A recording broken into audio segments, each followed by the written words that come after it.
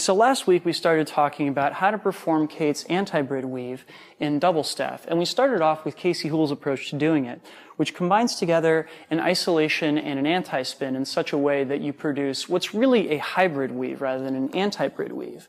And it's still cool, but when I started playing around with it, I really wanted to get the antibrid. The first step to understanding this is, of course, to understand what an antibrid is, wherein we have this point of contact between the head of one end of a staff and the hand that's holding the other staff, like so. And it creates these cool kind of tracery moves. In a 3-beat weave, however, I'm trying to go through positions where I have right on top, right on bottom, and then back, yeah? When I'm doing this with a poi, I'm always thinking of it in terms of my thumb end, thinking there's a beat on top, beat down below, and back. Beat up top, beat below, back.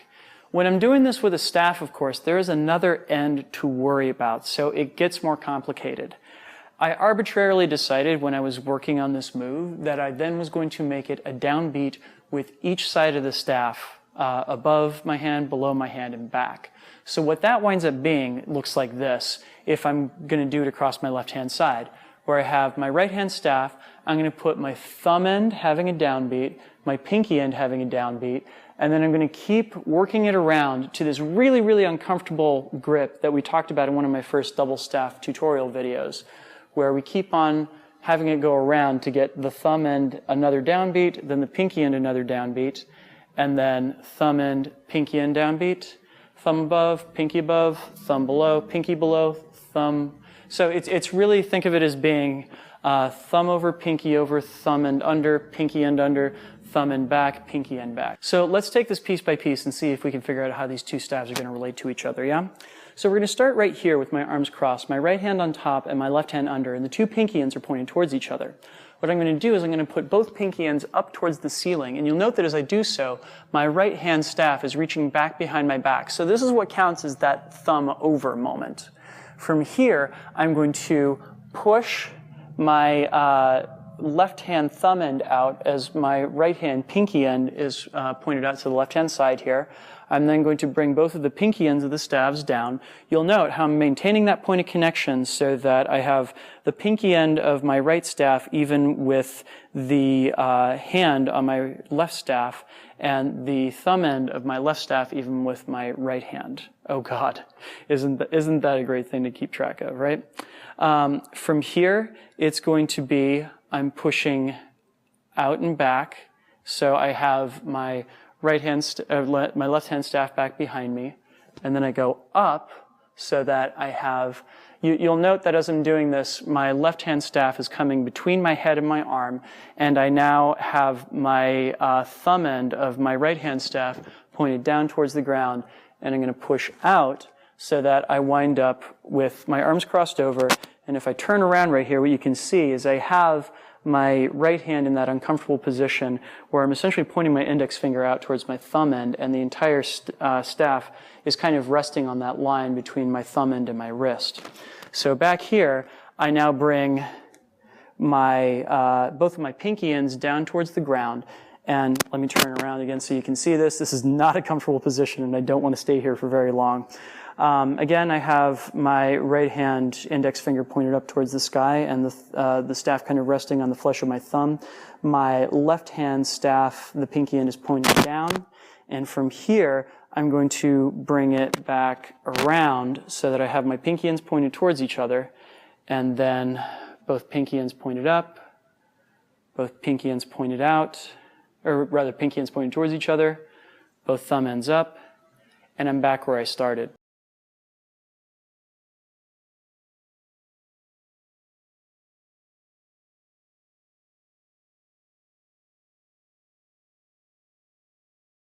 Now when I want to switch hands, I also have to think about switching over to having my right hand staff doing the anti-spin as my left hand staff is on top. So as you can see right there, what I'm doing from my start position on the left hand side where we're following my right hand pinky end around is we're now switching it up so that my right hand is following my left hand pinky end as it goes out and around.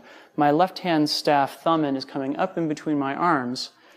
I drop them both pinkies down, and then around, so that now it is my left hand that is on top of my right hand.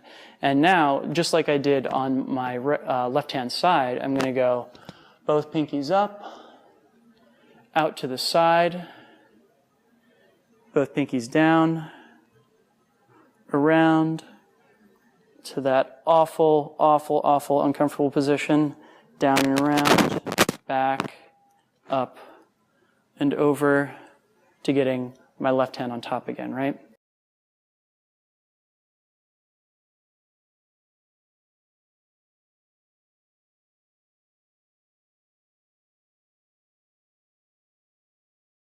So to do this whole thing together, we're essentially shifting back and forth between positions where I have one hand on top versus the other, and the pinkies are pointed towards each other.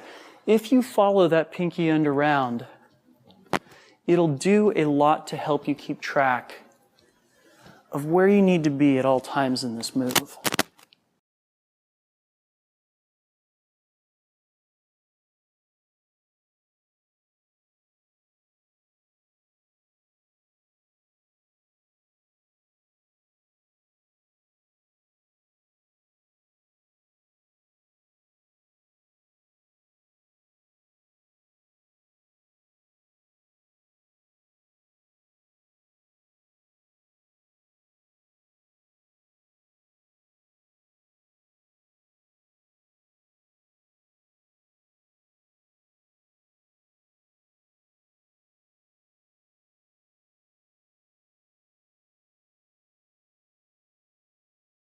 So, yeah, Casey, thanks again for the inspiration on this, and thank you, Kate, for inspiring us all on this particular one.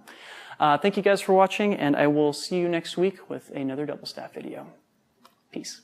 This video right here was made thanks to the kind contributions of these folks right here. They found me at patreon.com/DrexFactorPoi and signed up to make a contribution every month. By doing so, they got access to a whole bunch of extra footage from the videos that I put out every month, plus which, a number of really awesome rewards. If you or anybody that you know has learned something from one of the videos that I've put out, please consider going to patreon.com/DrexFactorPoi and signing up to be a supporter. Thank you.